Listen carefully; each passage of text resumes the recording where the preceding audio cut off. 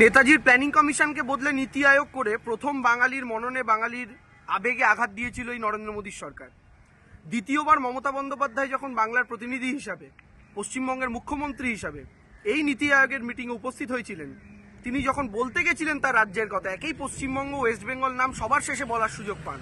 ঘন্টার পর ঘন্টা অপেক্ষা করার পর শেষে যখন বলতে গেছিলেন, তার বক্তব্য শেষ হওয়ার আগে মাইকটা অফ করে দেওয়া হয়েছিল, অর্থাৎ বাংলার গলা টিপে ধরা হয়েছিল, বাংলার মাইক মিউট করা হয়েছিল, মমতা বন্দ্যোপাধ্যায়ের নয়। সেই দিন বাঙালির মননে, বাঙালির আবেগে দ্বিতীয়বার আঘাত করেছিল এরা।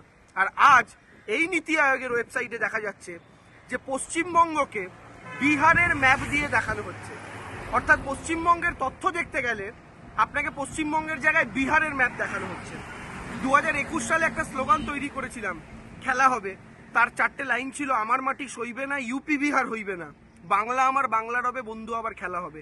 এই স্লোগানের বক্তব্যের উদ্দেশ্য ছিল এটাই, কারণ ভারতীয় জনতা পার্টির টার্গেট প্রথম থেকে বাংলাকে উত্তরপ্রদেশ, বিহার, মধ্যপ্রদেশ, রাজস্থান বানানো, বাংলাকে গোবলয় রাজ্যগুলোর সঙ্গে মিশিয়ে দেওয়া, বাংলার কৃষ্টি, সংস্কৃতি, কালচারকে নষ্ট করা।